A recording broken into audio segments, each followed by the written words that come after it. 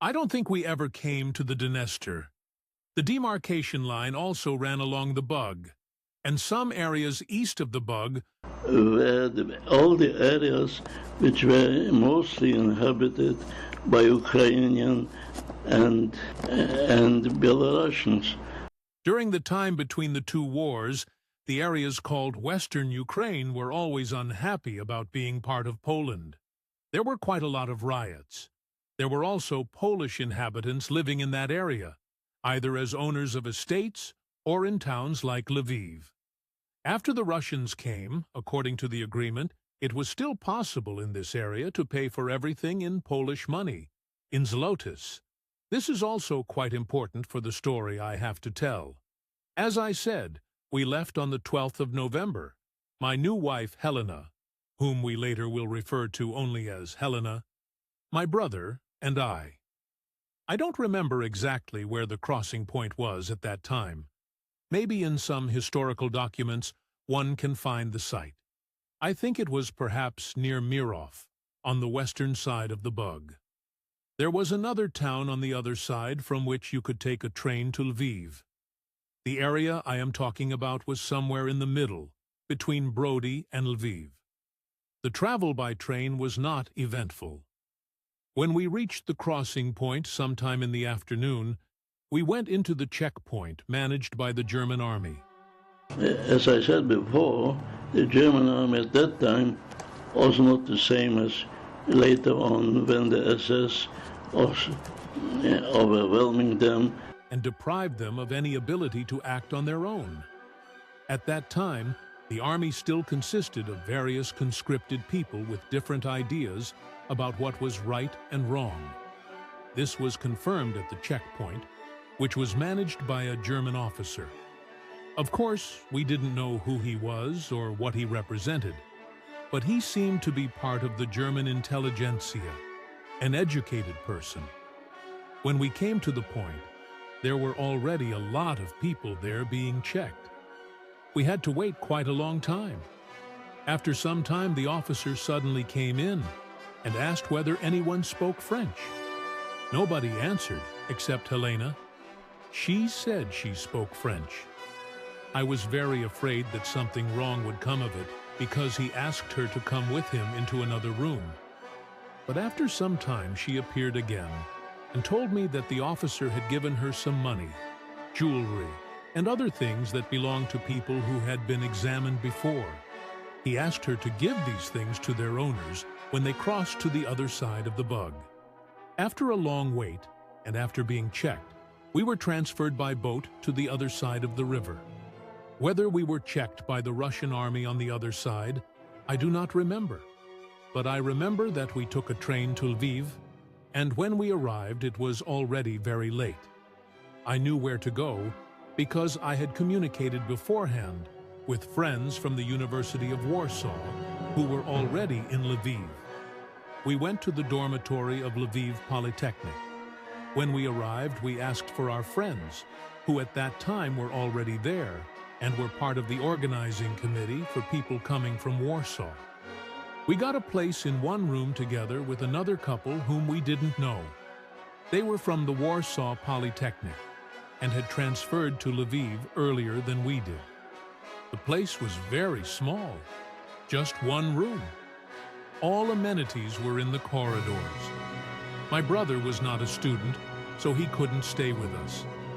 We arranged another place for him to stay for the night. And the next day, we wanted to find him a permanent place in Lviv. When we arrived, it was already November, probably the 13th. The next day, I registered as a student and started my third year of studies. My brother and Helena were not students yet. Helena stayed with me, of course, but we arranged another place for my brother in Lviv. After about a month or two, winter started. It was quite severe with a lot of snow, and the temperature dropped very fast. Helena was not able to start studies because it was already late in the semester. She would have had to begin as a freshman, and she didn't have her certificate of maturity with all the grades. She was a bit frustrated being left alone during the day and started thinking that she wanted to see her parents at least one more time. She also wanted to go to Radom to see my parents and to the university in Warsaw to get my diploma. I had only an excerpt with me. I tried to persuade her not to go because I was very afraid she would have trouble and might not be able to come back. But she was emotionally involved with the idea of seeing her parents and siblings. Despite my insistence, sometime in December or January 1940, she decided to go. She went back to the same area, crossing on foot through deep snow one night. Luckily, nothing special happened, and she reached the other side. Since she still had Polish Zlotys, which were still valid, she was able to get to Warsaw and then to Radom. She saw her parents one last time.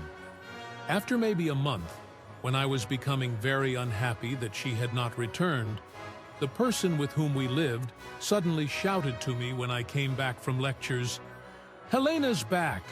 Helena's back!" I was very happy. When I saw her, she told me everything that had happened in Radom and Warsaw. She said the SS was already starting to prevail. Although there was still no ghetto, my parents still lived in the old apartment.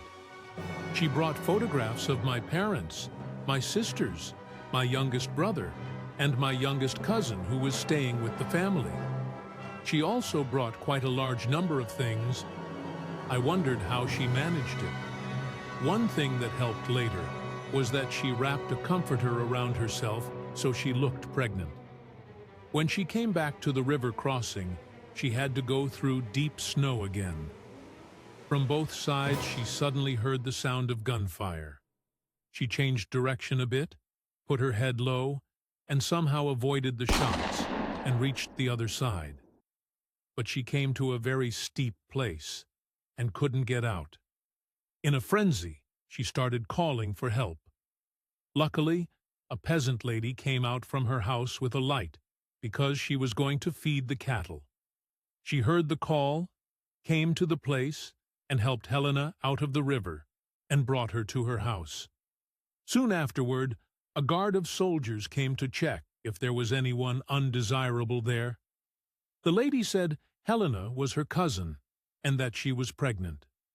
They asked her to empty her pockets. Luckily, she had hidden the Polish money elsewhere. She emptied her pockets, and there were only a few kopecks, Russian coins. They saw that she was from the eastern part and left her alone. In the morning, she took the train to Lviv and came back. Of course, we were happy she was back. She also brought my student index card from the university in Warsaw. How she got it is a long story. She talked to some professors there, and they helped her. She performed a very difficult task and was tired for a long time afterward. At that time, two things happened. One was the change of money from Polish Zlotys to rubles.